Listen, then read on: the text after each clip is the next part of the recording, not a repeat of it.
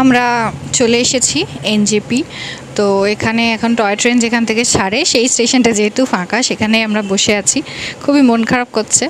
তো এখন আমরা দুপুরে খাবার খাবো, খেয়ে এখানে অপেক্ষা করব, কেন রাত্রি 8:30টায় আমাদের ট্রেন। তো সেই কারণে আমরা এখন কিছুজন বসে আছি, কিছুজন খেতে গেছে। তো চলে এসেছি খেতে।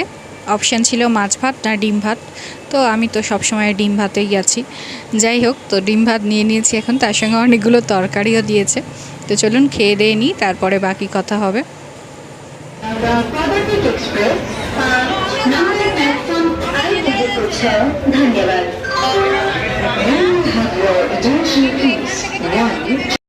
অনেকক্ষণ অপেক্ষা করার পর আলটিমেটলি ট্রেন এসছে। ট্রেনের টাইমেই এসছে, আমরা বেশি অপেক্ষা করেছি। যাই হোক, দূরে দেখতে পাচ্ছেন ওই পিছন দিক দিয়ে পাহাড়ের মাথার আলোগুলো এখনও দেখা যাচ্ছে। আমি তাই ভাবছি যে সকালবেলাতেও ওখানে ছিলাম, এখন আমরা বাড়ির পথ ধরেছি। সত্যি মনটা কিন্তু খুব খারাপ লাগছে। আবার কবে দেখা হবে পাহাড়ের সাথে কে জানে। তাই শেষ ভিডিওতে পাহাড়ের একটু রেস্ট রাখতে চাইছি আর কি। দূরে এখনও সেই লাইটগুলো দেখা যাচ্ছে।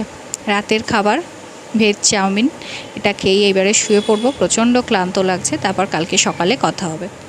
Good morning. আমরা এখন দমদম স্টেশনে চলে এসেছি। আমরা নামবো হচ্ছে শিয়ালদা, তাই তো? একদম। দম আমাদের আর নেই, দম ফুরিয়ে গেছে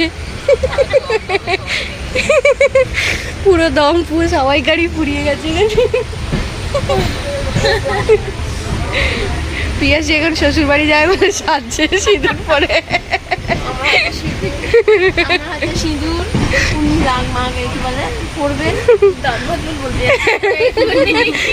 চলো, চলে এসেছি শিয়ালদা স্টেশন।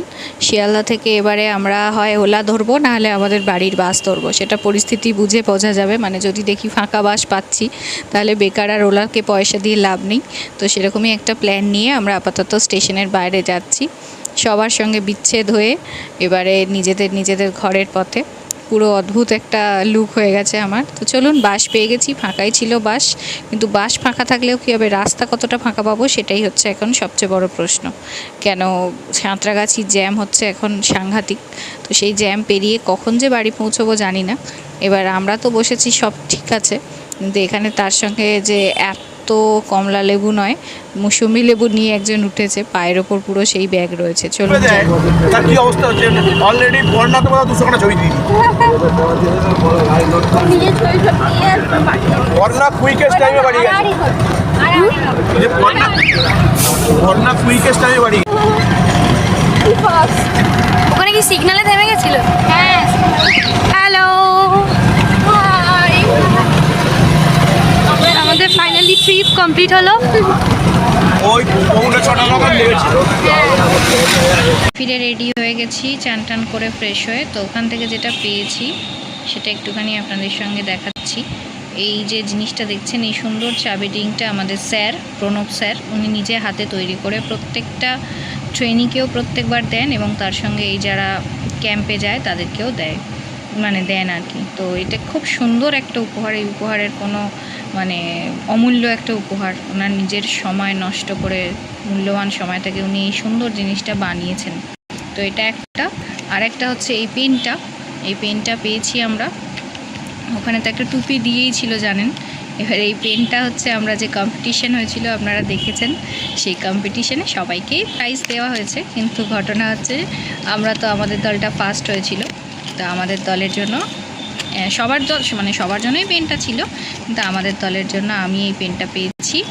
তো যাই হোক, খুব সুন্দর একটা উপহার। ভিডিওটা যদি ভালো লাগে, একটা নতুন অভিজ্ঞতা হলো সবচেয়ে বড় কথা। এত বছর ধরে এরকম অভিজ্ঞতার আমি কখনো সাক্ষী থাকিনি। তো নতুন একটা অভিজ্ঞতা হলো, এবং এই যে হুগলি নেচার্স লাভার্স লেখা আছে। তো যাই হোক, ঘটনা হচ্ছে যেটা, যে একটা নতুন অভিজ্ঞতা এবং নতুন একটা এক্সপিরিয়েন্স যাকে বলা যায়, তো সেই নিয়ে আবার পথ চলা। ভিডিওটা যদি ভালো লাগে তাহলে প্লিজ লাইক, শেয়ার, কমেন্ট করতে ভুলবেন না। দেখা হচ্ছে আবার পরের একটা ভিডিওতে।